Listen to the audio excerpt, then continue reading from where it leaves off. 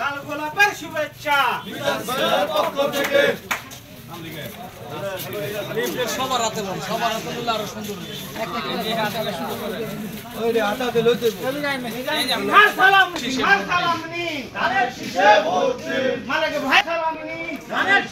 আসসালামু আলাইকুম, ভালো আছেন? যে আমরা আছি জননেতা মিজান সিনহার পক্ষ থেকে সে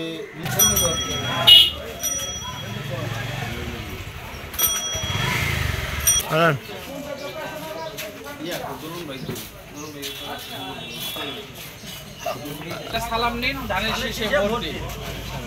আজকে দেশের শুভ দিন, ধানের শেষে ভোট দিন। ইয়ে তো পাইতেছি না, এইখানে পাওয়া যায়, এইখানে